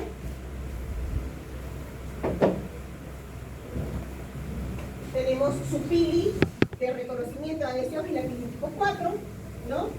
Que le provoca, le permite la adhesión a las células del epitelio, que es sus proteínas OPA, y con esto invade, coloniza. Una vez que penetra las células, realiza mecanismos como transitosis, que quiere decir transita a nivel del epitelio y va a las partes más profundas, a nivel del epitelio congenital.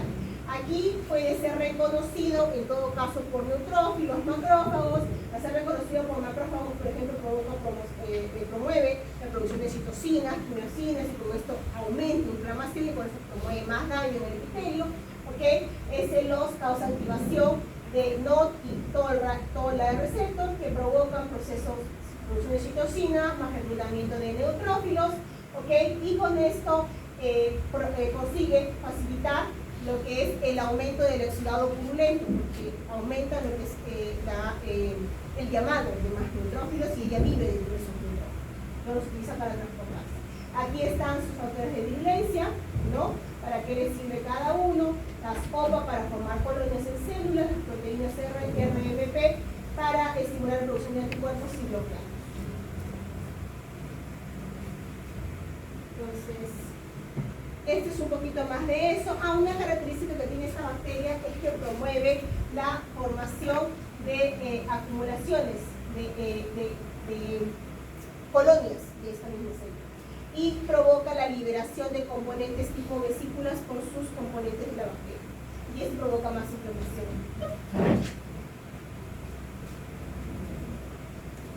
Entonces, aquí sus mecanismos de escape están asociados a sus factores de virulencia.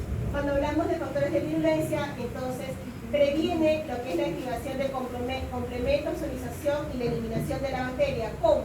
Porque, por ejemplo, lo que tiene un LOS tiene la capacidad de cambiar, adhiere ciertos componentes de ácido ciálico, y con esto termina confundiendo a lo que es el factor H, que se encuentra soluble. Entonces, el factor H termina adheriendo ácido ciálico, y con esto se inhibe lo que es la vía alternativa de complemento.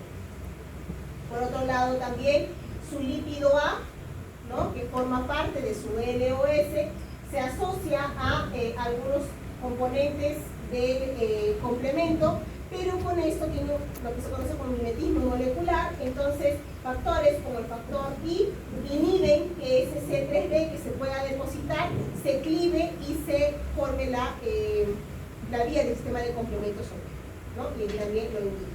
¿Okay? Y también aquí tenemos que sus porinas, ¿no? Inhiben que por la vía clásica se adhiera el C4BP. Esa es la vía clásica. Entonces aquí es en la alternativa y la clásica. Ahora, si hablamos de cómo modula la respuesta, esta bacteria lo que termina promoviendo, en lugar de promover en algunos casos inflamación, termina por un lado también llevando a inmunosupresión. ¿Qué es lo que hace? A la dendrítica la convierte en una dendrítica tolerogénica.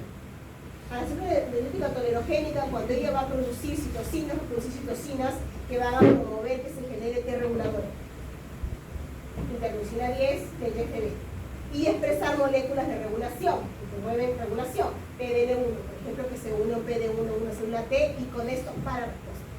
¿Okay? Entonces todo es regulación. Y aquí también promueve en células como los macrófagos y todo su linaje, monocitos, ¿no? Muerte, apoptosis. Modula los mecanismos de muerte de las células. Y en los neutrófilos promueve netosis, y cuando promueve netosis, promueve daño en el epitelio, y con esto aumento del exudado, ¿no? Y con eso ella continúa proliferando.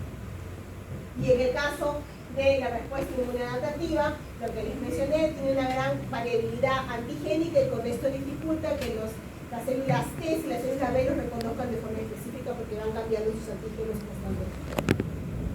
Eso todo está aquí, chicos.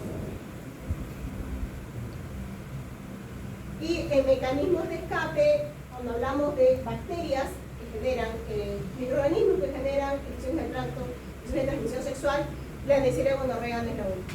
Entonces tenemos aquí, por ejemplo, la clamidia, Trachomatis, también tiene mecanismos de escape que ataca la integridad de la mucosa, ¿no? Tenemos aquí el gonococo, el virus del herpes.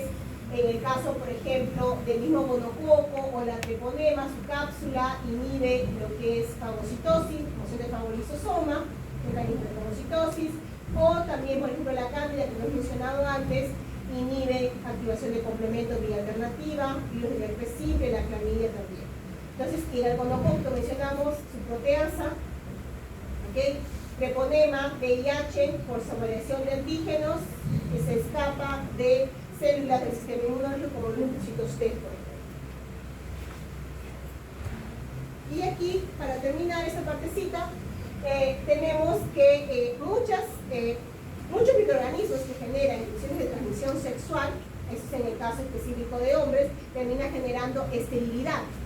Vamos a ver por qué. Por ejemplo, en el caso de bacterias que generan cuadros de vesiculitis, como es el caso de la clamidia, ¿no? Es una de las más importantes, la clamidia trachomatis, ¿okay? O aquí cuadros de letritis por bacterias como clamidia, neisseria, micoplasma, ureaplasma, o protozoarios como la tricomona, que generan infecciones de la uretra, o en el caso de las orquiditis o epididimitis, bacterias, virus, como el virus del herpes simple o las tricomonas vaginalis, o también en el caso aquí,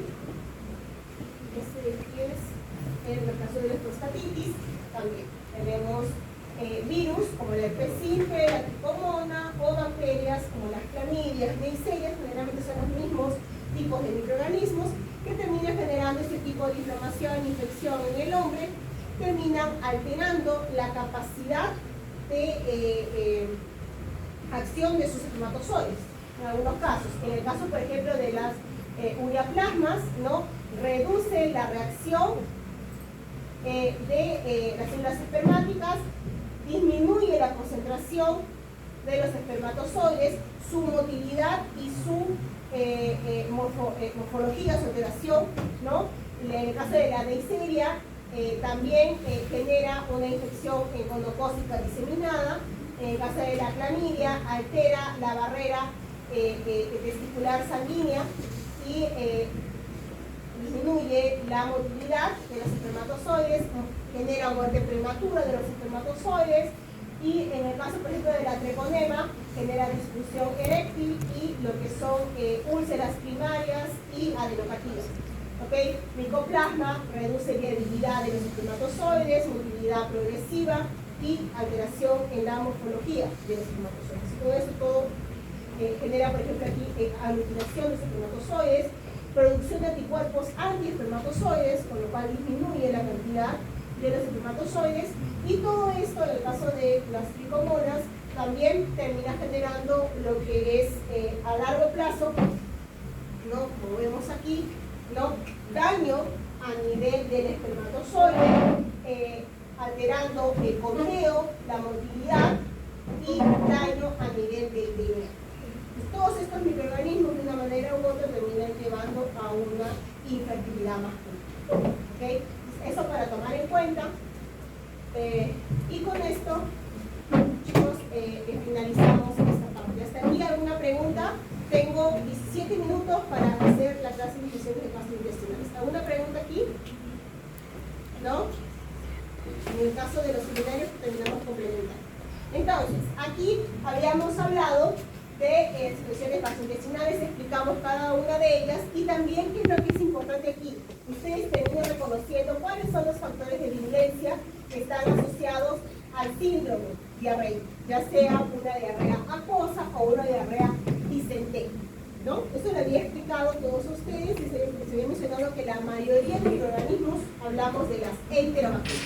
Cuando hablamos de estas enterobacterias, estamos hablando de este conjunto de microorganismos que comparten un antígeno común enterobacteriano, que está relacionado al LPS, ¿okay? Que se puede encontrar tres componentes: el polisacárido somático O, el lípido A y el antígeno común enterobacteriano, que pueden formar parte del LPS o puede encontrarse libre, como es el caso.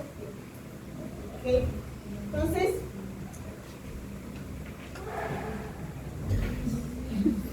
un poco de discreción, ¿no?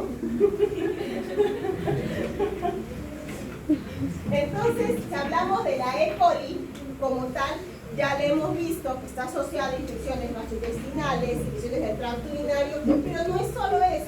También puede encontrarse en cuadros de septicemia, ¿ok?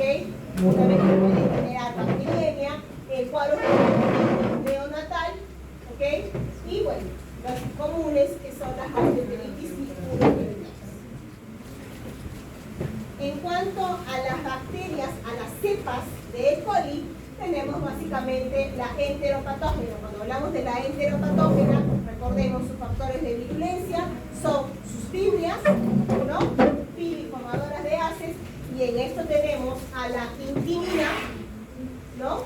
Que básicamente ella misma, sus receptores de sus fibrias de intimina, ella misma trasloca por su TSTT, que son sus factores, sistema de secreción de tipo 3, en este caso, lo que va a hacer, aquí está, trasloca el receptor para poder unir su propia intimina. O sea, lo inyecta el gen y favorece la formación de este receptor de intimina para que su propia intimina, que es su adhesina, se adhiera. Y con esto forma las filiformadoras de haces y con esto provoca ¿qué? Acortamiento de microvellosidades. Cuando hay disminución en las microvellosidades tenemos problema de absorción de nutrientes. ¿Okay? Entonces, una de las características aquí, básicamente por acortamiento, mala absorción. Entonces, diarrea acuosa. ¿Qué más es característico aquí que se diferencia de los otros? Esto se ve en niños. Diarrea infantil y otro detalle, transmisión persona a persona. Otros se transmiten por alimentos contaminados. ¿Okay? Este no, esto es contacto directo. En la enterotoxigénica, su nombre lo dice, que es cuáles son sus factores de virulencia, sus toxinas, termolábil, termoestático. Entonces, aquí, ¿no? Se va a unir a receptores tipo gangliósidos, la termolábil, que es esta de aquí, va a provocar alteración en el AMP cíclico por acción de la alenilatociclasa, ¿ok? En la termoestable, alteración del GMP cíclico, y con esto se genera el incremento de electrolitos, el incremento de sodio, cloro, potasio, que termina perdiendo. Entonces, ¿cuál es la manifestación clínica? Diarrea acuosa. ¿Okay? Esta es la famosa, el ejemplo es la diarrea del viajero. Entonces está asociado, por ejemplo, ¿no? a aquellos turistas que llegan, consumen alimentos y es la toxina la que genera la pérdida de fluidos. ¿Okay? Es una diarrea secretora. ¿Cómo se adquiere? Consumo de alimentos contaminados con heces, no persona a persona, ¿okay? Como la enteropatógena. Detalle, por favor. Aquí, como estamos hablando de una diarrea secretora, entonces no hay proceso inflamatorio. No, en un corte histológico yo no voy a ver una inflamación en las mucosas, reclutamiento de células, no. Esto es solamente pérdida de líquidos. La enteragregativa, su nombre lo dice, se va a agregar uno sobre otro como ladrillos. Al hacer este proceso en las mucosas va a promover la producción de moco. Este moco lo que va a hacer, se va a adherir a todas esas bacterias que están siendo apiladas y van a formar un biofilm grueso. Esto en el epitelio va a ser bien difícil de remover. Generalmente cuando se observa en niños, como hay problemas de absorción de nutrientes, en el niño provoca desnutrición, problemas en el crecimiento. ¿Okay? Entonces, diarrea crónica, retraso en el crecimiento, deshidratación. Estamos hablando de una bacteria que por presencia de biofilms dificulta absorción de nutrientes. ¿Okay? Entonces, esto es biofilm, son factores en la enterohemorrágica ya estamos hablando asociado a síndrome urémico hemolítico, al SHU. Entonces, en este caso, ¿no? ¿Cuál es su factor de virulencia? Sus toxinas. Y en este caso es la toxina tipo Shiga, las verotoxinas. ¿Okay? Estas verotoxinas se va a unir a este receptor, al GB3, que se encuentra ¿dónde? En las vellosidades, ¿no? En los vasos sanguíneos y en el riñón. Por eso es que le da la facilidad de adherirse al riñón. ¿Qué es lo que va a hacer esa toxina? Esa toxina, ¿qué va a hacer? Entra a la célula, ¿okay? Y provoca la alteración de la síntesis de proteínas. Entonces, por eso es que la célula, una vez que está infectada, no produce proteínas. ¿Qué es lo que sucede con una célula que no produce proteínas? Muere. Entonces, eso es lo que tenemos. Alteración a nivel de la célula. Si hablamos en vasos sanguíneos, promueve trombosis, ¿okay? Promueve lisis. Por eso es que está asociado, ¿no?, a lo que es la anemia hemolítica microangiopática, porque está provocando hemólisis en hemácias dentro de los vasos sanguíneos.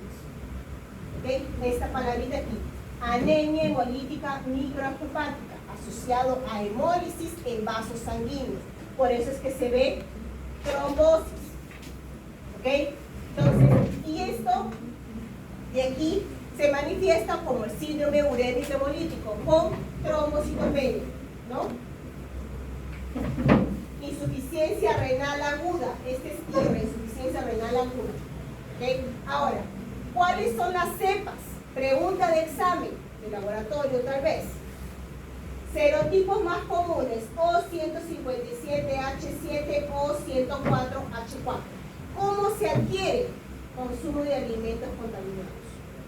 ¿Okay? Estoy haciendo un resumen porque esto ya lo han visto, ya lo hemos visto, inclusive en seminarios. Entonces, interinvasiva, su nombre lo dice. ¿Qué es lo que va a hacer la bacteria? Invade, destruye epitelio. Por eso es que se presenta como una diarrea, ¿no?, disentérica, porque hay destrucción de epitelio. ¿Okay? Por lo tanto, hay proceso inflamatorio. Entonces, diarrea acuosa a disentería, esta de aquí, su mecanismo de invasión es semejante a la Shigella. Mecanismo de invasión semejante a la Shigella. Ingresa por las células, generalmente las células M, ¿no?, cuyo glucocálix no es el mismo que las células, los enterocitos, y es más hueca en todo caso. ¿Y por qué? Porque favorece la fagocitosis por los macrófagos. El problema es que ella consigue escapar de los fagosomas, de los macrófagos, y después ella consigue alterar, ¿no?, la actina de los enterocitos y entra por endocitosis. Provoca polimerización de actina, escapa de las vacuolas y con esto puede infectar a las células vecinas. Tenemos aquí un enterocito, que ella va pasando de uno a uno y eso promueve su infección. Al mismo tiempo que se va escapando de células como los macrófagos que se encuentran en el lumen del intestino. ¿Okay? Entonces, provoca destrucción tisular, inflamación, sangre, moco en heces, ¿no? Entonces, ¿cuáles son los serotipos? O124, O143, O164. ¿Cuáles son sus factores de virulencia? En todo caso, sus plásmidos. Los plásmidos que contienen los genes que le permiten invadir. ¿Okay? La Shigella puede provocar coros de diarrea acuosa, pero también disentérica. ¿Cuál es la especie que provoca disentería? Shigella disenterial, su nombre lo dice. ¿Okay? Las otras generan cuadros de diarrea acuosa. ¿Okay? Entonces, ya habíamos comentado en esta de aquí, cuando hablamos de Shigella, Salmonella, Vibrio cólera, tenemos que pensar en una dosis infectante. ¿Qué refiere dosis infectante? Refiere la cantidad inicial de la bacteria para generar la infección. Y con esto les contesto. Entonces, en el caso de la Shigella es 10 a la 3, en el caso de la Salmonella es 10 a la 5 a 10 a la 8. ¿Okay? La diferencia. Ahora, ¿qué es lo que se presenta? Se presenta, ¿no?, la manifestación clínica, se presenta como un cuadro de diarrea acuosa, gastroenteritis, cólico, por acción de quién? Cetotoxinas, ¿no?, que inhiben la función de azúcar, aminoácidos y con esto pierde agua, pierde líquido cuando hablamos de diarrea acuosa y genera destrucción de la mucosa cuando hablamos de una diarrea disentérica. Entonces, ¿cuál es el mecanismo de la infección? ¿No? Muy semejante a la Escherichia coli, invasiva, enterinvasiva, justamente ingresa por las células M, la Shigella, es fagocitada, ¿no? Aquí es transitosis, fagocitosis, ¿no? Pero ella escapa de la célula como el macrófago, promueve muerte del macrófago, una muerte con liberación de interleucinas, es una piroptosis, interleucina 1, y con esto después ingresa al enterocito, ¿no? Provoca polimerización de actina, igual que la interpasiva. Y con esto va infectando una célula, otra, y otra. ¿Okay? Por los espacios intercelulares. De célula a célula va pasando así. ¿Okay? Eventualmente hay probablemente respuesta inmune y con esto consigue ser todo. Entonces esto puede promover diarrea postoidentérica. Esta es la parte del diagnóstico que lo han visto en laboratorio la semana pasada. Entonces aquí tenemos en el caso de las heces con moco y sangre, ¿no? Si tenemos aquí, ¿cuál es la primera prueba que hacen una vez que solicitan la muestra de heces? A ver si se les quedó la clase de laboratorio la semana pasada. Coprocultivo, ok, pero el coprocultivo puede demorar, ¿no? Algunos días. ¿Qué hacen con la muestra de heces? Inmediatamente para saber si hay un problema o no.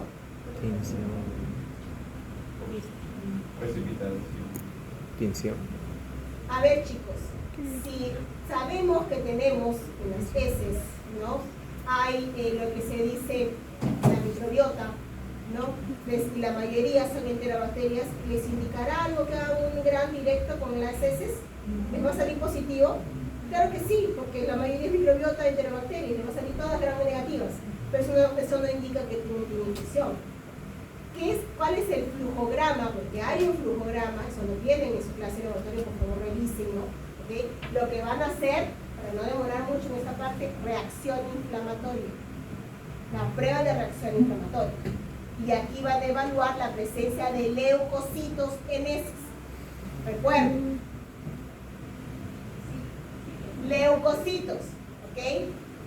Si hablamos de leucocitos, estos pueden ser polimorfonucleares, que pueden indicarte en la mayoría de los casos que es bacteria, o mononucleares, o sea, linfocitos que pueden indicarte que pueden ser virus. ¿Okay? No es 100% uno ni otro, pero te indica que tienes un problema y que tienes que hacer, obviamente, el coprocultivo. O sea, si da reacción inflamatoria negativa, pero tu paciente tiene el cuadro de diarrea, entonces de repente puedes pensar en otro tipo de origen, de repente un cáncer de colon. Eso todo lo has visto en laboratorio, no me digan que no, porque la profesora Efer y la profesora Yesenia explican todo eso muy bien. Yo doy clase con ellos. ¿Okay? Entonces, ojo, porque eso es pregunta de examen. Yo ya los he visto y lo primero que dicen es justamente lo que escuché por aquí. Gran no, reacción inflamatoria. Entonces, tiene su coprocultivo, ¿no? Y aquí, ¿qué medio de cultivo van a solicitar? Agarmacón, ¿ok? Cuando pensamos que es ¿quién? Escherichia coli, ¿no? Y si pensamos que es una Escherichia coli enterhemorrágica o síndrome diabético hemolítico, ¿qué medio de cultivo van a solicitar? Sangre.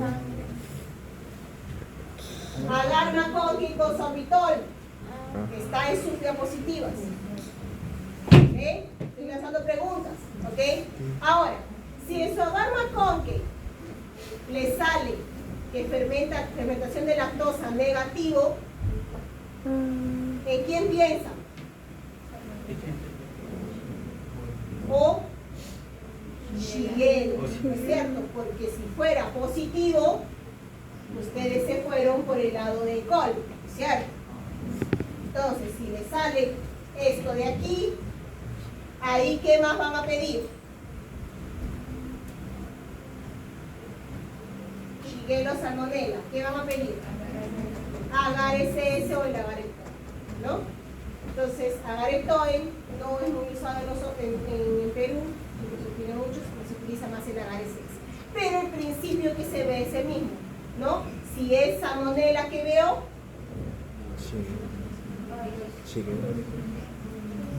presencia de sulfuro de hidrógeno. Eso el profesor Elfer se lo va a preguntar. ¿Okay? Y si es negativo, si es Shigella, no sé. ¿Okay? Preguntas de examen, chicos. revisen esa información. Vibrionasia. Vibrionasia tenemos vibrio cólera, agente causal del cólera, ¿ok? Y tenemos aquí principalmente 3 bacterias, ¿ok?, que generan infecciones en el ser humano, generan epidemiologías. Vibrio cólera, vibrio parhemolyticus, gastroenteritis en ambos casos, y vibrio vulnificus, que en todo caso estamos hablando de septicemias o infecciones de heridas. Todo, ¿de dónde procede? Si el alimento ha sido pescados crudos, mariscos, crustáceos, ¿okay?, que vienen productos de aguas salinas. Entonces, aquí, en este caso, tenemos vibrio cólera, ¿okay?, que llega al intestino delgado, y por eso es que tengo, ¿cuál es la manifestación clínica? ¿Qué color es la S? Agua de arroz. Agua de arroz. ¿Okay? Vibrio parhemolyticus tiene varios factores de virulencias, principalmente sus hebolicinas termoestables o directas. ¿Okay? Y el vibrio vulnificus, que es un patógeno oportunista, principalmente en inmunosuprimidos. Entonces, aquí tenemos el vibrio cólera, tiene 2 biotipos. ¿Cuál es el biotipo que genera las formas más graves? Que el paciente se les muere en 24 horas y no le dan soporte de electrolitos. El clásico, el biotipo clásico. El TOR, que es el que suele circular más hoy en día, que es asintomático, o formas más leves. ¿Okay? Pero el que el paciente se les muere, se les va por shock hipovolémico, porque se deshidrata en 24 horas, es la clásica. ¿Okay? Eso es lo que se observó en los años 90. Aquí, cuando hablamos de vibrio cólera, el vibrio cólera es altamente sensible al pH ácido. Qué bueno, ¿no? Porque uno de nuestros mecanismos protectores muy importantes es la acidez de nuestro jugo gástrico. ¿Okay? Por eso es que la dosis infectante, en el caso del vibrio cólera, es alta. Estamos hablando de 10 a la 10 bacilos en líquidos, ¿no?, en agua contaminada, y 10 a la 4 en caso de alimentos sólidos. ¿Cuál es el problema? El problema, ¿no?, viene aquí con una dosis alta. Aquí muere la gran mayoría en el estómago, pero los que sobreviven, si la dosis es alta, llegan al intestino delgado. Y en el intestino delgado comienzan a producir sus toxinas. ¿Okay? Y estas toxinas son las que generan la hiperproducción de electrolitos y con esto la deshidratación de su paciente. ¿Okay? Entonces, ¿qué es lo que sucede? Por ejemplo, si yo tengo un pacientito que, en este caso, un pacientito con acidez, ¿no?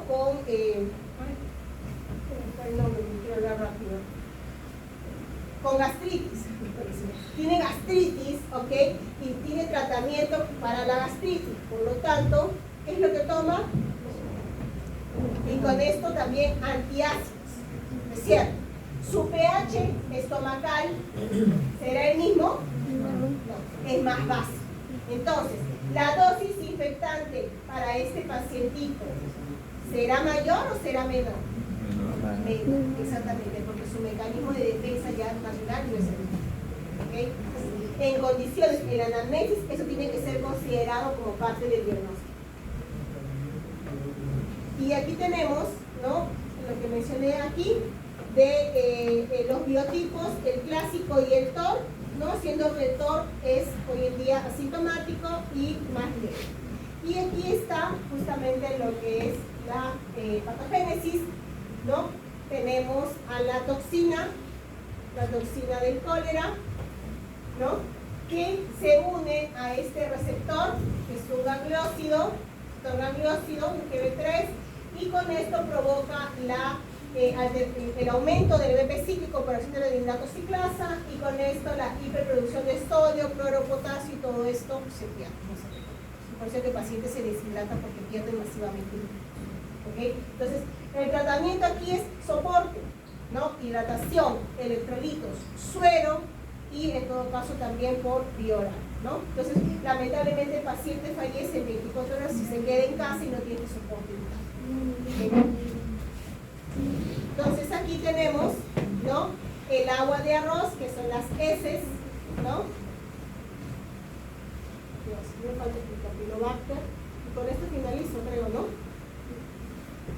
En el caso del Campylobacter, chicos, en el Campylobacter, el laboratorio de Mabel mencionado, cuando pensamos en Campylobacter, estamos pensando en una bacteria que tiene varios reservorios. Entonces tiene varios reservorios, y estamos hablando de alimentos contaminados, carnes de aves, carnes de cerdo o de ganado vacuno o mal cocidos, productos lácteos, ¿okay? Agua contaminada y también el contacto persona a persona. ¿Okay? El problema del Campylobacter, bacilo gram negativo, es que no solamente genera cuadros de gastroenteritis, puede generar cuadros de meningitis y está asociado también a lo que es el síndrome de Guillain-Barré. ¿Okay? Asociado, por ejemplo, a infecciones a veces en centros nosocomiales, ¿okay? Y estamos hablando de infecciones graves, porque pueden presentar otras manifestaciones clínicas, no solamente gastroenteritis. ¿Okay? Asociado al consumo de antibióticos también, pacientes hospitalizados. Pues tenemos aquí el cuadro clínico y estas son las diferentes manifestaciones clínicas que les estaba mencionando, los múltiples reservorios, ¿okay? El hecho de que es consumido por aves de corte. Aquí tenemos en el caso del Campylobacter sus factores de virulencia, su flagelo, su cápsula, su LPS, sus toxinas, ¿no? Como la CTT y sus plásmidos, que son sus mecanismos de invasión. En el caso de los plásmidos, aquí sus factores de virulencia están asociados al sistema de secreción de tipo 4, que está relacionado a la invasión y su patogenicidad, mecanismo de escape. Entonces, esto de aquí, chicos, lo revisan, son cuadritos, resumen y figuritas, ¿no? Aquí, en el caso de la Shigella, en el caso de la salmonela, sus mecanismos, esta es la E. coli toxigénica, ¿ok? Aquí está asociado y aquí está, por ejemplo, el vibrio cólera, aquí abajito, aquí está el Helicobacter pylori, que lo han visto en laboratorio, con su producción de ureasa, y con esto aumenta el pH estomacal y permite la colonización de esta bacteria. ¿Okay? Y eso sería todo, ¿sí? Esa bacteria, hay algunas hojas que no tiene. ¿Cuál? Hay algunas hojas que ese bacteria no hay en el portal. O sea, yo he descargado. No. ¿Algunas qué? Algunas páginas no están. ¿Páginas? ¿Qué páginas? ¿Aquí atrás? Hay algunas, o sea, por decir la que mencionó, para ver las figuritas, eso. No mencioné ninguna. Eso por decir no hay. No, esto de aquí no está en la clase que está colgada.